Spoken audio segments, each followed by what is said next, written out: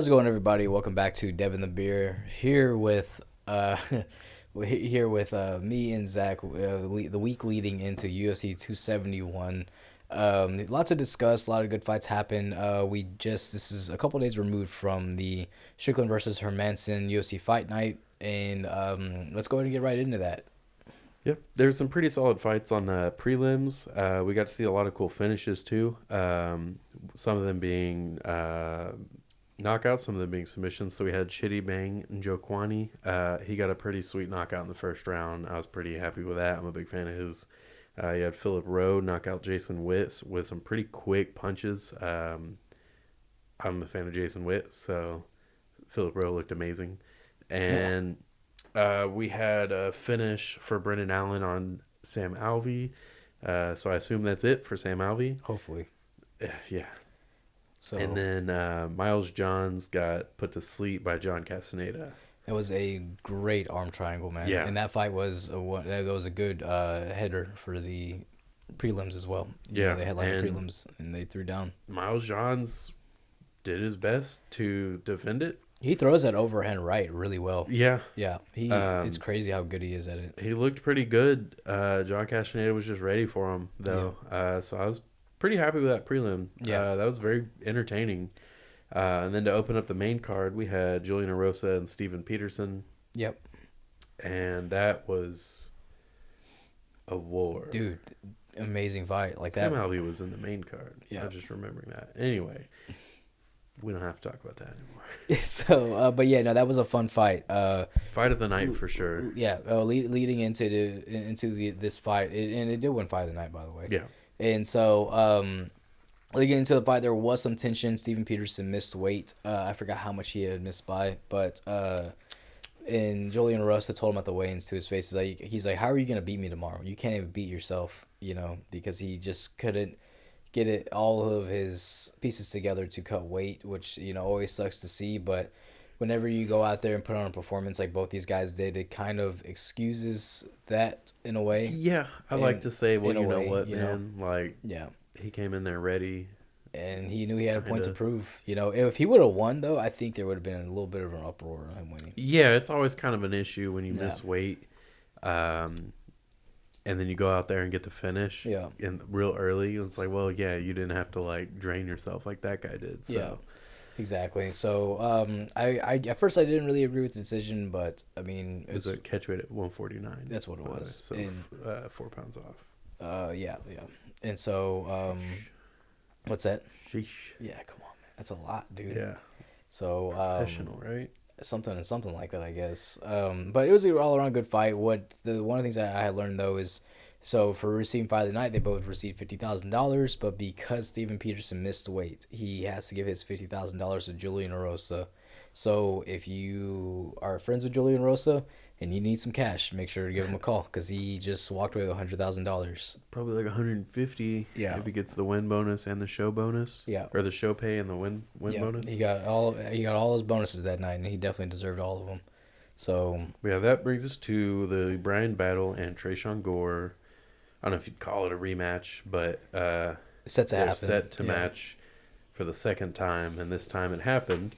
And I don't know if I can say that I'm disappointed with the result. I'm just really confused. Yeah, I don't see how this fight went at all. Yeah, if you thought that Tresean Gore won, or if you thought that Brian Battle won that fight, please explain to me why. Because Tresean Gore, he's just better, should have just had the fight in the bag. So I don't understand the judges there at all. No, that was very strange. We also saw a little bit of confusion with Steven Peterson and Julian Arosa as well. There was some judges. It was a split decision, which that one I think was very close. It was a very close fight. Yeah. So that one makes sense, but then we see it in this one. In this one, I personally don't feel like it was close at all. Tresean Gore had the upper hand in that fight, almost from start to finish. Yeah, I understand giving him maybe giving maybe Brian Battle one round, Yeah. But besides that, I mean, I thought that Tresean did a very decisive job on winning that fight. I don't really understand the decision. And then apparently, like we were talking about, also it was a unanimous decision as well. Yeah. So So every judge was like, nah, Brian won that fight while he was back up against the cage with his face getting punched. and getting then dropped. Also on the ground with his face getting punched. Yeah, I don't know. Like, it's not that he didn't do anything. I'm not sitting there saying he got decimated all 3 rounds. Yeah. It's just I didn't see him have a genuine upper hand. You didn't see him as a clear winner in that fight. Yeah, at all. Right. And I agree. If I did disagree with that, I would let you know. But I don't see how he won that fight. And then we kind of talked a little bit about that. There's a lot of people who really don't like Trishawn Gore. Yeah, we saw that on Twitter. Yeah. So, like, can you kind of explain that to me a little bit? Basically, there's just a handful of other fighters saying that his style that night was frustrating them. They felt it was disrespectful, and they didn't like seeing it, so they wanted Brian Battle to get the knockout. I'm confused. I wish I could explain that to you more. I don't know.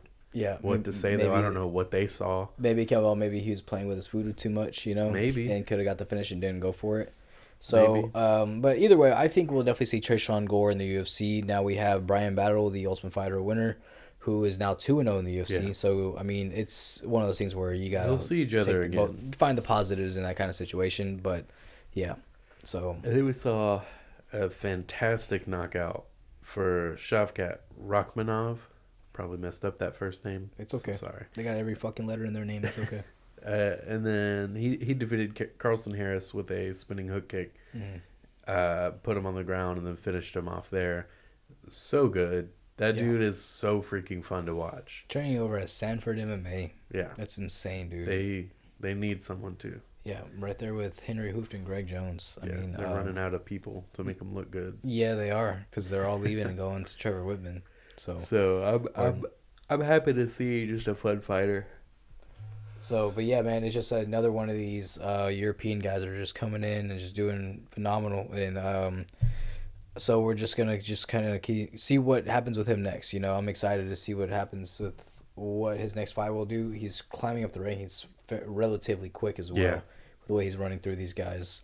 So the co-main event was Nick Maximov defeating Punahele Soriano. That one was another weird one when it came to the judges, because it was a split decision, 29-28, 30-27, and another 29-28. So one judge gave him 30-27. At what point do we start questioning these judges? Yeah. Like, for real. Like, it just one of the things also is, when do we start breaking down these judges and we start deciding, hey, like, this state, this is what is expected on the scorecards. You do not have the new set of MMA rules that you follow over here, or you have the old set, Yeah. And I don't really understand why there's so much confusion starting off, Like, I don't get where the confusion comes from.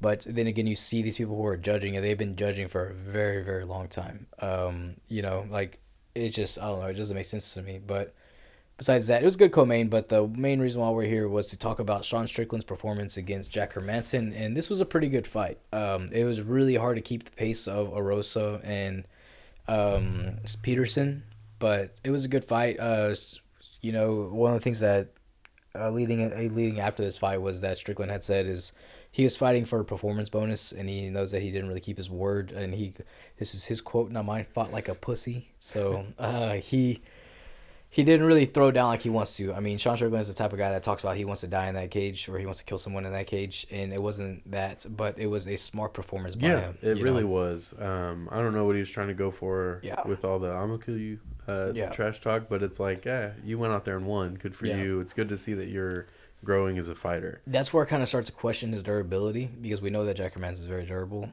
And if it comes down to straight up brawl, is who's gonna be the last one standing? I don't know. He was knocking Jack Hermanson kind of all over the place. Yeah.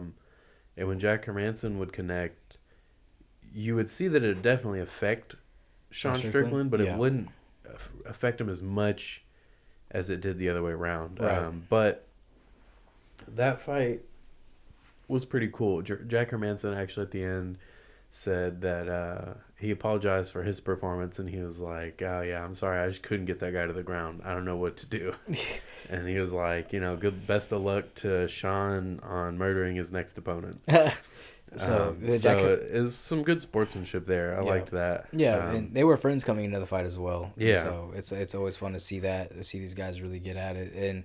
But speaking of questionable judging, though, Yeah, I was just about to say it. That one, like I have the scorecard pulled up in front of me. Yeah. 46-49 for two different judges. One of those gave Hermanson the first round. The other one gave Hermanson the third round. And then you had Sal D'Amato, who's been judging forever, gave 3 rounds to Jack Hermanson and 2 to Sean Strickland. What the fuck was he watching? I don't know. Was he watching, I don't know, like a completely different fight? Was he watching Edmund Shabazi and Jack Hermanson fight on his phone or something and just didn't feel like watching that fight or something? Like, Yeah. Like, I don't know how you're that oblivious to what's going on right in front of you. Like, it's hard because it's like what he gave the first and third to Jack Hermanson, just like one judge did as well. So it wasn't just him for those rounds. But then the 5th round also, I just don't know what Hermanson did. Yeah. It's the same exact thing with the Trayshawn Gore and Brian Battle fight.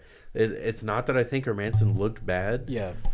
He just never at any point, I think, held the upper hand in a round. Like, dude, like throwing looping hooks is not always going to win you the fight. Especially when your opponent is coming right down the middle. Yeah, just jabbing your fucking face off. Like, I don't get it. And Coach Eric Nixick actually came out and said that he thinks that they should get rid of Sal D'Amato. He's like, they need to get him the fuck out of here. This is ridiculous. I don't know the full quote, or I haven't read the full article in it, but that was kind of what the paraphrasing of what he was saying was. But I don't know, man. Either way, the right guy won that fight, and that's what matters, Well, we got it there. So that was the fight night. It was pretty solid. It was very fun, very entertaining. Yeah.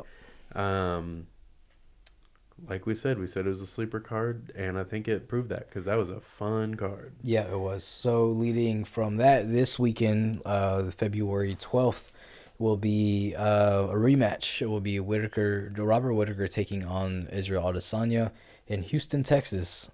And so that's not so much of a sleeper card. Yeah. And this card is, at first it was starting off kind of slow, and then the more you look at it and as time was going on, it is jam-packed with nothing but good fights. And just to kind of start off, even on the early prelims, you have Alex Hernandez taking on Hanano Moicano. That's a great fight. You know, Leomano Martinez fighting in his hometown. Yep. That's going to be a pretty freaking solid one. And if you don't know who Leomano Martinez is, you're an idiot. Yeah, you're pretty much, you're stupid. But no, he's an incredible fighter. He has so much talent. He's a really nice guy also. Zach's had a conversation with him at the Fury fights. He trains over at Metro Fight Club with Adrian Yanez, Jacob Silva, David Wynn, and also Oliver Jimenez. There's so many people we could name over there. Yeah, no shit. Really as I'm going through it, I'm like, damn. We don't have to stop there. We could keep going. Yeah, we really can. Freaking Nathan Regino, we just saw him. He's new. Cameron Smotherman. Yeah. Like, the list goes on and on over there, but those are just a handful of the names. Yeah, it's just iron sharpening iron in that gym, and it's insane. But look out for that fight. Please make sure to make some time for that fight. He is going to throw down with that guy. So I expect the early prelims, man. Yeah, and going on to just Douglas Silva de Andrade just fighting as well. Yeah, but the prelims. So on the prelims, I mean, even just opening just the prelims. My boy, William Knight taking on Maxim Grishin, and that is going to be a fun fight. Yeah, and also in the flyweight, you have Alex Perez taking on Matt Schnell. Dude, I'm so excited for this card. Like, as we're going through. Do you understand the size difference between William Knight and Maxim Grishin? A lot. It's like a 4 or 5 inch height difference. Mm-hmm. The reach, I'd have to look into the reach. Have you seen William Knight though? He's an absolute. Oh yeah, I've seen him. Yeah. I'm just saying, like, it's freaking crazy how like completely different these guys' body is. It's freaking wild. He's an absolute unit. Like 5-inch reach advantage for Grishin. Imagine like Juggernaut in real life, and that's William Knight. Short. Yeah, just short. 5'10". He's 5'10". He's not that short, but dude's massive. He's very entertaining. Yes. So to be sure, I mean, guys, I would make sure you are free this Saturday. Watch all these fights from top to bottom, from bottom to top. To Houston, and then buy a ticket to UFC. Yeah, or even come watch them. Sometimes tickets go on sale a little late. Go to the Toyo Center and watch this fight happen. Yeah. So also we have Alex Perez taking on Heritage Muay Thai's Matt Schnell. So I don't know if I'd call him Heritage's Muay Thai. Well, Heritage Muay Thai is take it, dog. Take it away. He's been there. Yeah.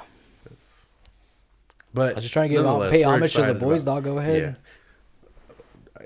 Nonetheless, excited to see Matt Schnell in the cage for Houston. Yeah. He's going against a Californian. And So. really cool thing is that Oliver Mendez, as mentioned earlier, is training with Matt Schnell at Heritage. So it's nothing but just awesome stuff going on there. You You were saying earlier, iron sharpens iron, and Yeah. around these parts in Houston, that's all that's happening. Yeah, tons of the good stuff going on here. And then another one of your homies, Casey O'Neill, taking on Roxanne Modafferi. For Roxanne's final fight in her career. She said that she's going to retire after this, and that is kind of a big test for her to overcome with Casey O'Neill, because Casey O'Neill's been finishing everybody. And Roxanne is known for going in and just kind of negating everything that you do and holding you in place while she punches you. So it's gonna be a good one. It's gonna be a good one. I think it's definitely gonna be a brain versus bronze kind of fight. Yeah. Which I think don't get confused here. I think Casey O'Neill's the brain, and I think Roxanne's the brawn. Right. Roxanne uses her strength, and she's very smart as well. She knows how to negate you, but Casey O'Neill is so slick with everything she does. Right. But yeah, then you have Andre Arlovsky and Jared Vanderhaal. Those are a very exciting fight right there. Jared Vanderhaal moves really well for a heavyweight too. Yes, he moves a lot better than Andre Arlovsky, and that's crazy he to does. say. And I was just about to say, it's not that Andre moves bad, because for an old man, he still moves really good. Yeah. Really well. It's just been a career of injuries. And plus fighting for like freaking 20 years. Yeah, when they talk about one of his last fights, he made his debut 20 years before that. Yeah. And I'm like, that's insane, dude. That's he fought crazy. Fedor when Fedor was Fedor. Who did he fight? That's what I like to say. Yeah, it's like whenever he was an absolute like monster, that's whenever he fought Fedor. I mean, to even give you somebody else that he fought that I feel like sometimes goes over people's head when he fought Vyacheslav Dotsik. You know who that is? Nope.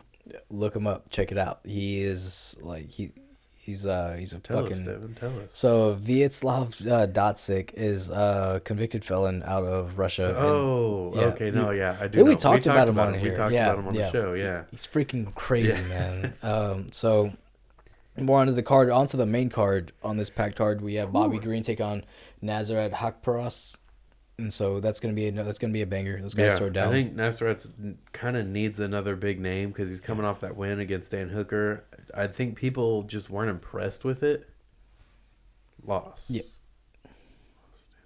Yep. Why did I think he won? I don't know. I'm gonna be quiet now. You take over. Okay, so he is coming off a loss against Dan Hooker, and it's that was a great fight though. And we saw Nazareth has a lot of heart, and he's taking on. Impressed. No, I was still right with saying People weren't impressed. Yeah, people were not impressed with him, but I was impressed with him because he went in there against a tough guy like Dan Hooker and went to decision with him. That's not an easy thing to do. Yeah. And very young in his career, trains with Faraz Zahabi, Yeah. GSP. I mean the same exact thing we talk about. This I guess it is the sharpens quote iron. of the That's day. theme of the episode. Iron Title. sharpens iron, and he's taking on Bobby Green, who's coming off of a great knockout win over Ally Quinta, retired Ally Quinta after that fight, and so Bobby Green is a veteran, and that's what we're seeing Nazareth do. Is right now he's taking on the veterans. Yeah. He's coming up, and he's it's improving who he is, but it comes down to it. He got hit a lot in his last fight, and Bobby Green has some of the best boxing fundamentals in the lightweight division, in my opinion. He's very underrated with his hands. He has great head movement, fights with his hands down, but doesn't really get hit unless you're Dustin Poirier. Yeah. And so I was so happy with that one. and so some more onto the card. You have Kyler Phillips taking on Marcelo Rojo. And so Kyler Phillips, he's a great fighter. He kind of got, I wouldn't necessarily say derailed, but he kind of had a roadblock, It's one of those things where it's like he lost real early into his UFC career. Yeah. So we're seeing him learn a lot. Well, hopefully we're going to see him learn a lot. Yeah. See him have learned a lot. So I'm really curious to see what he can do now. Because I do hope he's a little one-dimensional. Yeah, he is. And I'm hoping that he can come in here and with a few surprises. Because that's what screwed him over in his last fight was when he fought Julian Paeva, was his gas tank. Yeah. He had a great first round, almost finished the fight, then comes in the second and third, just gets beat up. And because he was just exhausted, he wanted that knockout. That adrenaline rush and just chased it. And Kyler Phillips is a great up-and-coming bantamweight. I mean, just in such a stacked division. So if anything, he'll be back. And hopefully we see those improvements that we're talking about. And so middle of the card is, and there's not a mid card slump with this one. No. Jared Cannoneer is taking on Derrick Brunson. This is not a mid card slump, dog. This is it could be. This is a fucking. Tell banger. me that you don't believe it could be a slump. I don't think so. Picture this. Okay. Derrick Brunson. Yeah. With Jared Cannoneer on his back. Right. I think the whole fight for 3 rounds. It's only 3 rounds, not 5. I don't think he if he holds him on his back. I don't think he does either. But Derrick Brunson's also got some knockouts. He can hit real hard. Yeah. But, so can Jared Cannoneer. But I can also see Jared Cannoneer going, hey, if you catch me once or twice, I'm gonna take you down because I'm not gonna let this slip through my fingers. Yeah. Because the thing is this is, I don't know if they've officially said it, but I'm sure this is a contenders fight. Whoever wins this fight's gonna be fine for the title next. Yeah. And so leading off with that, it's like, man, we're gonna see what's up, and I really don't think this is a mid card slump though. I don't think it needs to be. I feel like both of those guys can go in there and confidently fight the way they know how to. I think, and it still be exciting, but they can't afford to lose. Yeah. And with Derrick Brunson, there's been rumors that if he loses his next loss, he's gonna retire. Yeah. And so leading into this fight, though, Jared Cannoneer, man, he is so freaking strong, and I don't think he's as easy as to take down as Darren Till was with Derrick Brunson. You know, Derrick Brunson kind of did whatever he wanted in that fight, and so it's just, you got a guy who has literally just bombs in his hands. Like, in the second he touches you, dude, that's it. You know, that's all he needs is one. And we saw him do it against Robert Whitaker. We saw him do it against David Branch, Jack Hermanson. And so with Derrick Brunson, though, I mean, he's just in the second prime and he's doing phenomenal. He's looked good every time he goes in there. He beats people up. He does what he wants. And so I'm hoping to see really who comes out as the clear number 1 contender for the title next. So, but this, I hope it's Jared Cannoneer. Me too. I really like Derrick Brunson. I think he's kind of on. I wouldn't. It's weird to say he's on the back end of his career considering how well he is. But he's almost 40 years old. And Derrick Brunson, it's like you had your time to kind of fight for the title. And it's like, yes, you're in your second prime, but typically second primes don't ever end very well. You know, they end pretty rough, and I don't think that it's gonna end very well with a guy like Jared Cannoneer. So on to the co-main event. Houston's own Derrick Lewis.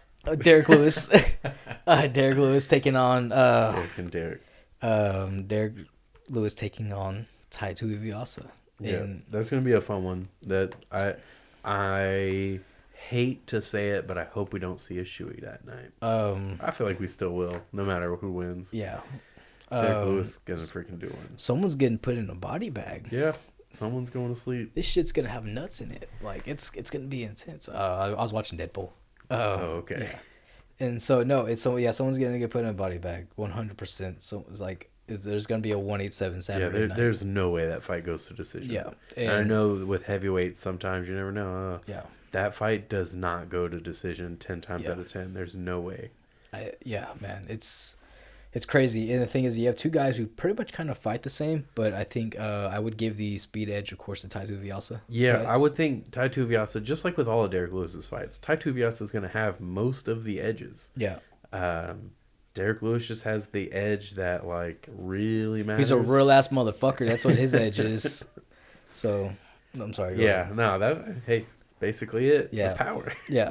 Tai Tuivasa has a ton of power, but he uses it really well. Derrick Lewis has a ton of power, and he makes it work. Yep. So if I was to sum those fighters up, that's how I'd do it. Yeah, that's it. You know, and I really don't want anybody to lose this fight. I don't either. I'm tired of these matchups. Should I say what my prediction has been that we talked about on the air? Yeah. Yeah. Yeah. I think Tai Tuivasa wins. I think it's his time, Dad. He's talked about it. I think he sees this as like, this is my chance to really get fast track to that title. Yeah, because if you beat Derrick Lewis, realistically, if you finish Derrick Lewis in a fun way, you're going to the title. You know what sucks though is that if he gets put into the top 3, because there's already talking about Jones and Stipe. Yeah, he's gonna have to fight John Jones, Stipe Miocic, Sorogan or Sorogan. I won't say Francis Ngannou. Yeah, but we have no idea what's gonna happen there. Yeah, but we have a vague idea, I guess. Yeah, but it's gonna be one of the 3. Yeah. John Jones, Stipe, whatever happens there. Sorogan, whatever happens there. Yeah. The winner of this fight, I imagine is going to fight one of those guys. Yeah. Because who else? I can't think of anybody else in the heavyweight division that is on the same level as they are. Curtis Blades on his way out. Yeah. He'll probably fight You think the he's on his way out? of the top 5. Okay, Excuse me. Okay. Yeah. I could see the loser of Tuivasa and Lewis fighting Curtis Blades. Yeah. That'd be a good fight. And I really don't see Derrick Lewis taking the fight against Curtis Blades again. I don't either. And I also don't see him taking a fight against Cyril Gahn again. This is throwing me off. Sorry, I don't mean to interrupt you, but just like what I was thinking of, like we were talking Curtis Blades about a year ago. Whenever Derrick Lewis put him in a body bag, he tweeted out, "Can Black History Month in so I can start making fun of Curtis again." And so, but yeah, no, it's like I don't think Ngannou and Gahn rematch. And I mean, but Lewis and Gahn. Lewis and Gahn, I don't see them rematching. I think Derrick can obviously beat Cyril Gahn, but I don't think he would want that fight. Yeah, maybe I'm wrong. I mean, he'll take anything, I'm sure. Yeah, he's a fighter, take anything. But Cyril's just not someone that you want to go in there and look for the knockout with. No, because you're gonna sit there and get hit for freaking 5 rounds, and for what? No opening. Yeah. It's so frustrating. Even Francis Ngannou couldn't get an opening. If that dude couldn't get an opening, good freaking luck. Yeah.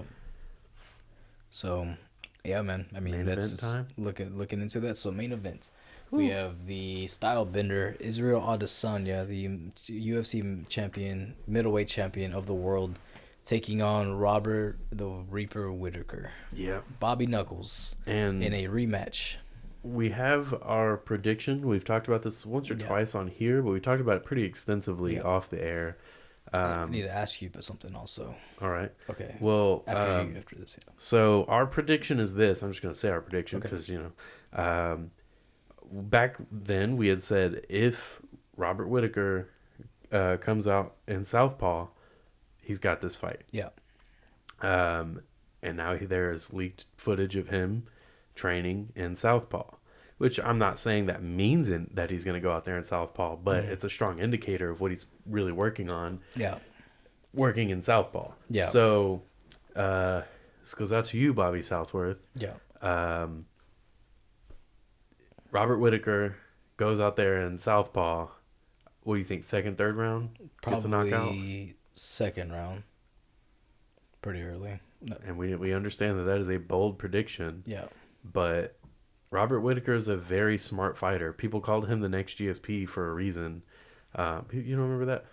Well, I wouldn't say they called him the next GSP, but they compared him to someone like GSP, a very smart fighter who can do it all. So I imagine he's going to take down Adesanya at some point just to mess with him. That's my personal opinion. I don't know about you. But I imagine he's going to take down Adesanya at some point just to get him thinking about it. So that way he can... And then you throw in the stance changes. Yeah. Southpaw. He's going to be very open for some of his favorite combinations. That's what I feel like a lot of people have completely forgot what Kelvin Gastelum did to Israel Adesanya. He made him look human, and nobody's been able to do that since. And I think he's going to take a page out of Gastelum's book. And the thing is with how Robert Whittaker swings, well, he used to swing. We don't see that Robert Whittaker anymore. Yeah. We see a very calm, methodical Robert Whittaker who's in and out and doing well. He does get clipped, but it's by guys who hit a lot harder than Israel Adesanya. And, I mean, Adesanya's been talking a little bit of shit, saying, you're going to try to take Jan's game plan. Like, it worked one time against a guy that's not in our weight class and stuff. But I think Robert Whittaker goes in there and gets it done. And if he doesn't, I mean... I won't be upset. I'll be pretty upset, but I won't be mad. I like Israel Adesanya a lot, but when it comes down to it, I think Robert Whittaker is exactly what a champion is. There were some comments that have been made in the past by Adesanya and Coach Ed Behrman. Yeah. He had said because whenever they were trying to book this fight close to a year ago, they were trying to book this fight, and Whittaker turned it down and just said he wants some time off with the family because the whole lockdown restrictions that they have in Australia, and he's like, he doesn't know what it takes to be a champion. It's like he does know what it takes to be a champion, and he knows he's not going to sacrifice his family anymore to make that happen. He's done it once, and he's satisfied with what he's doing. And also, what's really cool is Robert Whittaker's in Skyrim. In Skyrim? Is it Skyrim? What game is it? I know he plays Skyrim. Yeah, he's in it. Like in it, he has a character in Yeah. Skyrim. Since when? I forgot, but yeah, they did an update. Okay, It's in it. I'll pull it up to show you later. that's cool. Yeah. Was that what you were gonna tell me or ask me? No, I was gonna ask you about Bobby Southworth. So The real Bobby G. yeah. So what did he say about? So what was his kind of like? I was just asking him what his thoughts were, and I know that he wants Whitaker to win this. He feels like Adesanya is a bit disrespectful, and that alone can make someone want your downfall. So a lot of fighters have thrived on that. Yeah. I think Adesanya does kind of like to thrive on that. Yeah.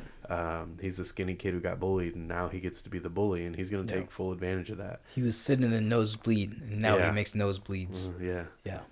That shit but- was so cringy when he said that Yeah. shit. Yeah. Yeah. I get where Henry you're coming Cejudo couldn't from. top that Yeah. one. No, we could not. Henry Cejudo can't top a lot of things, like the top of a show. He's short, man. Leave him alone. Exactly. But yeah, no. Bobby Southworth. I was talking with him a bit, and he wants Whitaker to go out there and win this. And I asked him what he thought about the southpaw thing, and he was like, "I don't know. That's hard." So we understand your reservations on that prediction. Yeah. But around these parts, That's we don't what- holster our weapons. I always do like talking with these fighters or these veterans as well about this stuff because They understand it. yeah, they understand get it. it. They're very, because like we'll talk with like Jeremy or something. Jeremy doesn't really even watch UFC anymore. He's more Muay Thai. We can talk Muay Thai with him all day and shit, but also like I rarely watch Muay Thai versus MMA. Yeah. So it's kind of like the vice versa. It's like I'll catch a Muay Thai fight here and there, or we'll talk with like other guys. Like Oliver is a good guy to talk with about this kind of stuff too, because he likes to watch every fight. Yeah, it's an interesting matchup. Again, I think it's I feel like I want to say it's a brain versus brawn thing, but it's like who do you think is the brain and who do you think is the brawn? Yeah. Because I feel like Adesanya is going to have to be very physical to win this fight. Just like in the last fight they had, he was very physical. He went out there and was throwing. Yeah. He usually likes to play little mind games, use his style to kind of throw people off. He can't really do that against Whitaker. Right. And that's why he went out there and put him down early, because he had to. So I think in this one, he's the brawn and Whitaker has to be the brain. He cannot go out there and just try to put Adesanya away, because that's not how it works. Yeah, and he's only, so the one thing about Adesanya too is like he's only had like one really solid performance since winning the title. That was against Paulo Costa. Costa. Yeah, That was a good one, though. And so it was a great one. But besides that, like his title defenses against Yoel Romero, Marvin Vettori, very lackluster. His fight against Jan Blachowicz, he was losing him, and like he lost almost every round of that think fight. he ever won. Yeah, a round. and, Did he win a round? He might have won a round, but I mean, people that say that he should have won that fight don't know what they're talking about. Yeah, they should be taken out back. And yeah, you should go hang out with fucking Sal Diamato or something. Yeah. So somebody had it 49-46, 49-45, 49-45. All for Jan? Yeah. Okay. Yeah, it's unanimous. So someone in there gave yeah. Adesanya a round. Yeah. I'd have to go back and watch it, maybe. I didn't think it was that fun. But that means there was a 10-8. It was 49-45. I could see it, though. Yeah. I mean, he did go dominate in those fourth and fifth rounds. Dominate. And that's the thing, too, though, is, like, he can fight for a while, but sometimes, like, his gassing against a guy who's, like, forcing him to, like... bigger and stronger than him. And Whitaker's not bigger than him, but No. when it comes down to strength, he's stronger than him for sure. And so... a lot of questions to be answered, and I think that y'all should definitely let us know your predictions. Reach out to us. Message us on our Instagram, at DevInTheBear, all lowercase, no spaces in between. And reach out to us. Obviously, my name is Dev, and this is Zach. If there's somebody specific you want to talk to, message us and just say, hey, Dev, or hey, Zach, because we're both in control of the Instagram account, so we can both see the messages. Or just say, hey, y'all, or hey, you guys, and we can have a full discussion about it, and we're more than happy to talk about these things with y'all. So let us know your thoughts, your predictions, and so, yeah. Yep, UFC 271. Let us know.